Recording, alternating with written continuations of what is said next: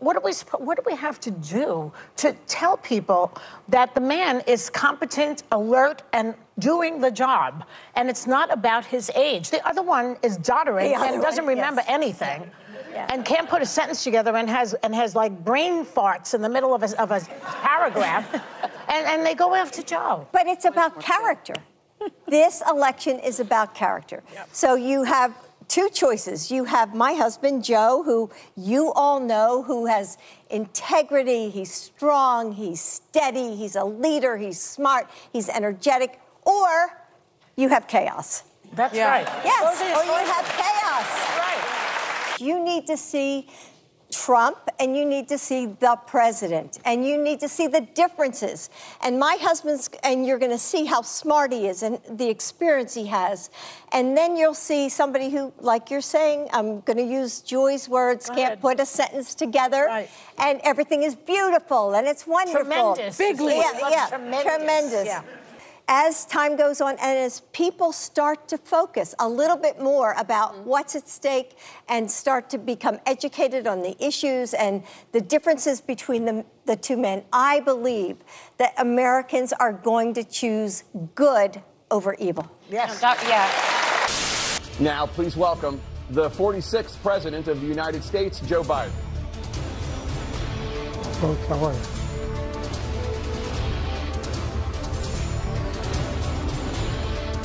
Great to be here. Thank you.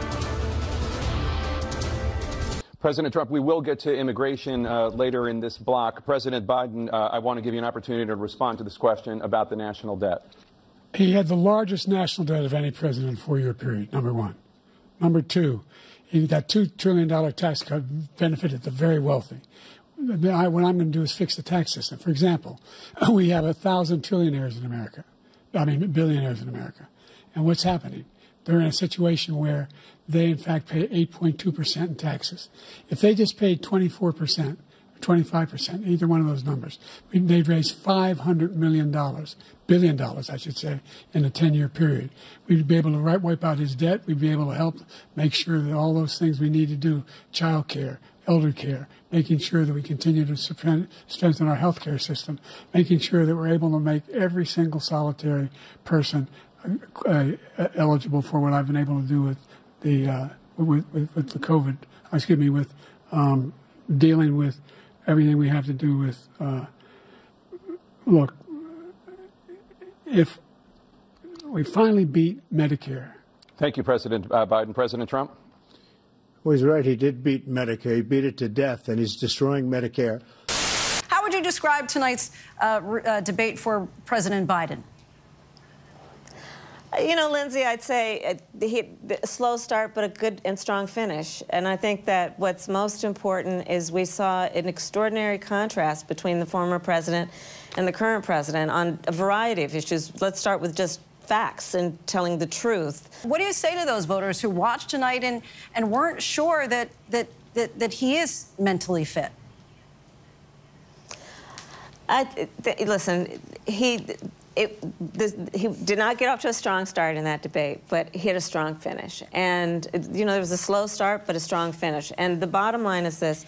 Let us not decide the outcome of who's going to be president of the United States based on a 90-minute debate. Let's measure that decision against the last 3.5 years. I know you're short on time, and so I want to respect that. Just last question. As effectively as you've been able to pass along and communicate your message tonight for the campaign, do you feel that he was able to do that same job in communicating to the American people? What I have simply talked about are the accomplishments of Joe Biden and his administration. He has done it quite well. I am running and going to win again. You voted for me to be your nominee. No one else. You, the votes. The voters did that. Are you sure you're being honest with yourself when you say you have the mental and physical capacity to serve another 4 years? Yes, I am, because, George, the last thing I want to do is not be able to meet that. I think, as some of the senior economists and senior foreign policy specialists say, if I stop now, I'd go down in history as a pretty successful president. No one thought I could get done what we got done. But are you being honest with yourself as well about your ability to defeat Donald Trump right now? Yes. Yes, yes, yes. But 2020 was a close race, and your approval rating has dropped significantly since then. I think the last poll I saw was at about 36%. The number of Americans who think you're too old to serve has doubled since 2020. Wouldn't a clear-eyed political calculus tell you that it's going to be much tougher to win in 2024? Not when you're running against a pathological liar. Not when he hadn't been challenged in a way that he's about to be challenged. Not when people... You've had months to challenge him. Oh, I sure had months, but I was also doing a hell of a lot of other things, like wars around the world, like keeping NATO together, like working anyway. And so I just think it's better. I always have an inclination, whether I was playing sports or doing politics, just to keep going, not stop. I just got to just pace myself a little more, pace myself. And the next debate, I'm not going to be traveling into 15 time zones a week before. Anyway, that's what it was about. That's what it was about. And by the way, even with that, I love my staff, but they add things all the time. At the very end, I'm catching hell from my wife for that. Anyway, so if I slow down, I can't get the job done. That's a sign that I shouldn't be doing it. But there's no indication of that yet. None. We've never been here before. And that's the other reason why I didn't, you say, hand off to another generation. I've got to finish this job. I've got to finish this job because there's so much at stake. And I'll be damned if I'm going to let Donald Trump walk this nation's runway. Folks, are you with me? Are we going to stop Donald Trump? Let's get this done. Let's remember who we are. Hopefully with age comes a little wisdom. And here's what I know. I know how to tell the truth. I know right from wrong. I know how, and I've demonstrated how to do this job. And I know Americans want a president, not a dictator. Is there anything that you would look to, you personally, not anybody else, not other pundits, not even perhaps family members, that you would look to say, if I see that, I will reevaluate? If I had some medical condition that emerged, if the doctors came to me and said, you got this problem, that problem. But I understand what people say. Look, I'm only 3 years older than Trump, okay? And I think I'm in a little better physical shape than he is. The point is, though, that it's not unreasonable for people to say, wait a minute, you're 81 years old. And so I think it's a legitimate thing from the race. And as long as I can demonstrate that it's not affecting my ability to compete, my ability to get things done, my ability to literally lead the world. One pair of pants later. I want to go to Nancy Cordes at the White House because I'm told she has some reporting for us. Nancy?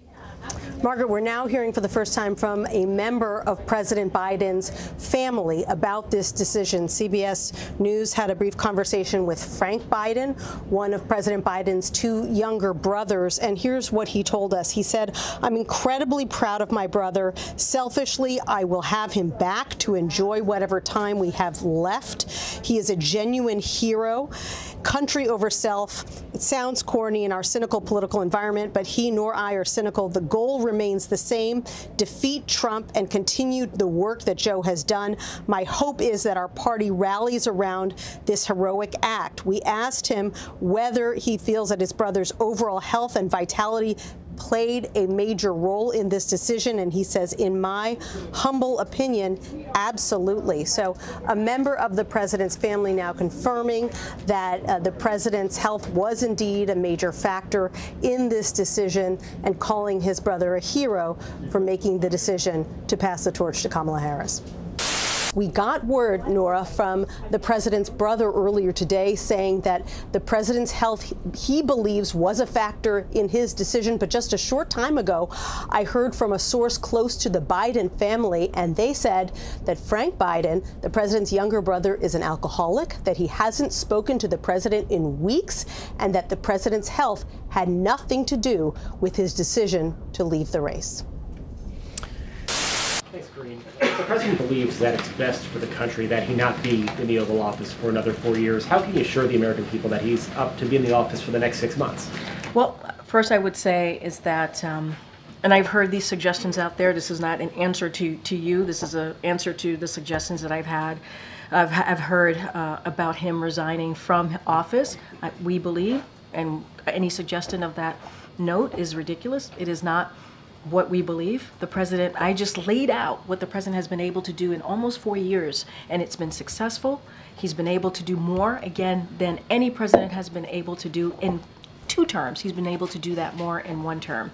And he wants to finish the job that he started and delivering more historic results for the American people. And look, he didn't step down from campaigning or from running because he didn't believe he can serve in a 2nd term. And so today, the president believes that he is capable, fully capable of serving in the office that he currently has now and for the next 4.5 years if he wanted to. Absolutely. And let me just quote from what he said on Sunday in his letter. He said, "It is in the best interest of my party and the country for me to stand down and to focus solely on fulfilling my duties as president for the remainder of my term."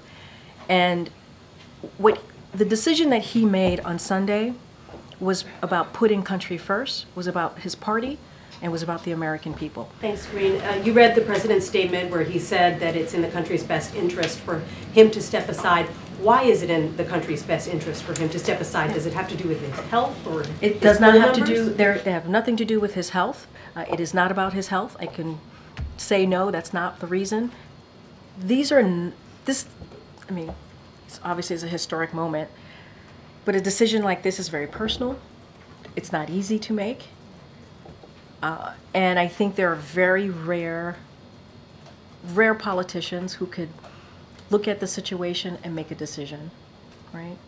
And I think it speaks to how honorable this president is, how selfless this president is, that he was able to make this decision and say, it is not about me, it is about the American people, it is about the country, and make, again, a personal, difficult decision. And so I think that speaks for itself.